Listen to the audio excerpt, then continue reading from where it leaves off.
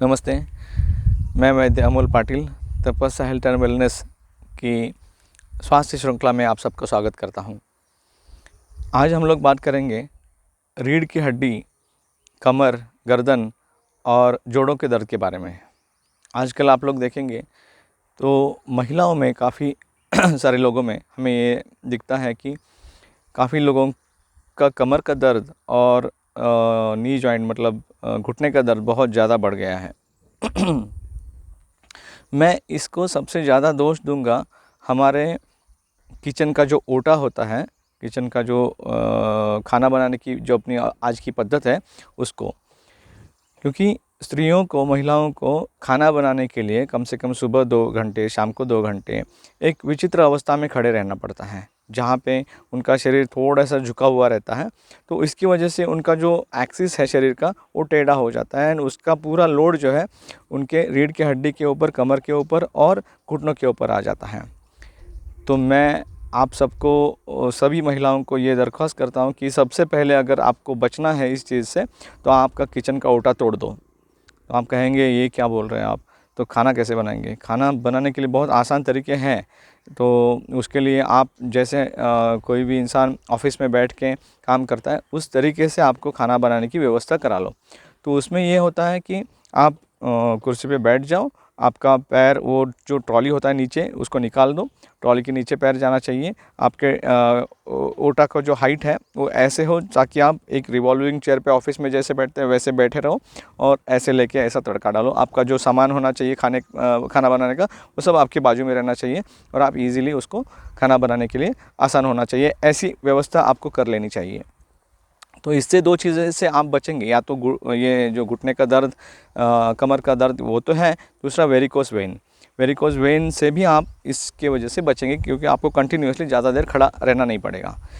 फिर बीच बीच में अगर कुछ सामान लेने के लिए उठना पड़े तो वो जायज़ है, क्योंकि उतना उठना बैठना वो that is okay for us. So ये एक बात है। दूसरा ऐसा है, व्यायाम के बारे में कुछ गलतियाँ होती हैं।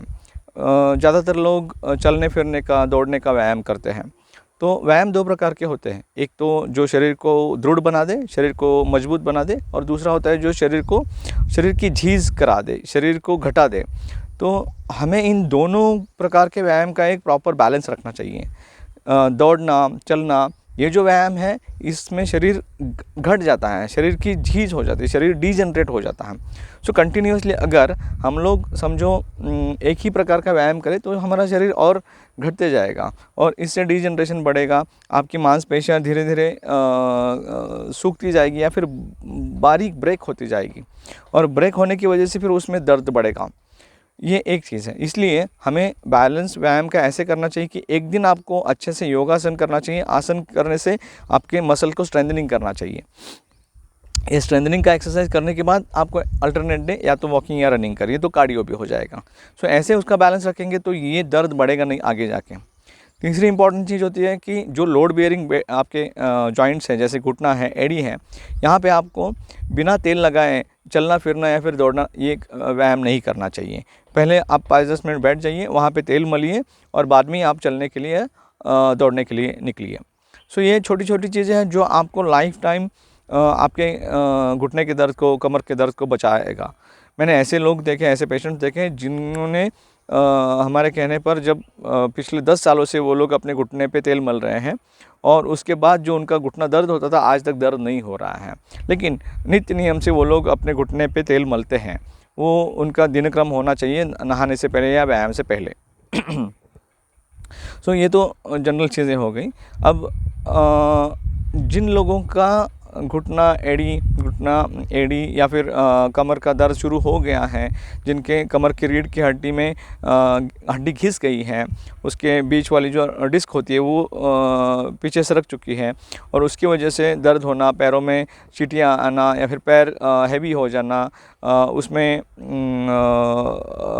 गौरव आ जाना, मतलब हैवीनेस आ जाना, ये सब चीज़ें जब होती है तो उसकी वजह से धीरे धीरे ऐसा होता है कि थोड़ी देर चलने के बाद आपको रुकना पड़ता है।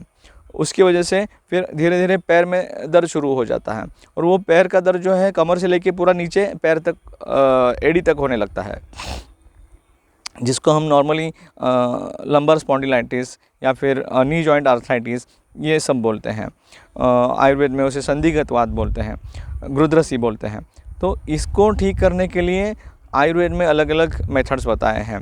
उसमें तेल लगाना, मालिश करना, पत्तों की पोटली से सेक देना, राइस की पोटली से सेक देना, एनीमा देना जिसको हम बस्ती बोलते हैं, तेल का एनीमा, काढ़ा का एनीमा, दूध का एनीमा देना, ये सब करना ज़रूरी होता है as a part of panchakarma.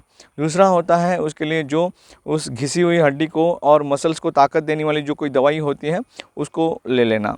अब इस दवाइयों में से सिंपल सी चीज़ें हैं, जैसे जो लोग पतले हैं, जिनकी ऐसी पतले होने की वजह से कमर दर्द होता है, घुटने दर्द होते हैं, उन लोगों को सिंपल एक कटोरी दूध में अगर घी मिला कर भी पिए तो भी उनका ये जो दर्द है धीरे धीरे कम होता जाएगा और वो घिसा हुआ हड्डी और ये मसल जो है वो कम होता जाएगा।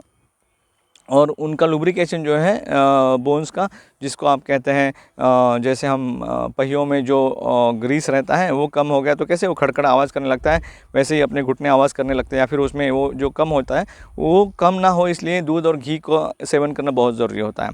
इतना सिंपल करने की वजह से भी आपको ये कम हो जाता है। तीसरी इम्पॉर्टेंट बात होती है जिनमें ये हो गया है, उनमें हम लोग एक योग का थेरेपी कराते हैं। मतलब योग को इस व्याधि की चिकित्सा के लिए यूज़ किया जाता है। उसमें रोप एंड बेल्ट योग थेरेपी बहुत इंपॉर्टेंट होती है। उसमें आपको एक विशिष्ट आसन में बिठाया जाता है और आसन आपका बना रहे इसलिए आपको रोप से, मतलब रस्सी से बांधा जाता है ताकि आपका वो आसन बना रहे। और उस आसन में ज़्यादातर टाइम आप रहने की वजह से वो धीरे धीरे जो आपकी हड्डियाँ एक दूसरे के पास आ चुकी है, घिस रही है, वो उसमें से एक अच्छा सा डिस्टेंस पैदा हो जाएगा और घिसना बंद हो जाएगा। एक तरीके से उसका वो भाग है। दूसरा है उसकी वजह से मसल्स का स्ट्रेंथनिंग होता है, मतलब आपकी मांसपेशियाँ भी तंदुरुस्त होने लगती हैं। इन सब की वजह से वहाँ का दर्द बहुत जल्दी कम होने लगता है। एक तरफ से पंचकर्म, दूसरी तरफ से रोप एंड बेल्ट योग थेरेपी, तीसरा आपका जो उसको भरने के लिए जो दवाई है आयुर्वेदिक वो दवाई, और चौथा इम्पॉर्टेंट पार्ट है आपका खाना पीना और रहन सहन।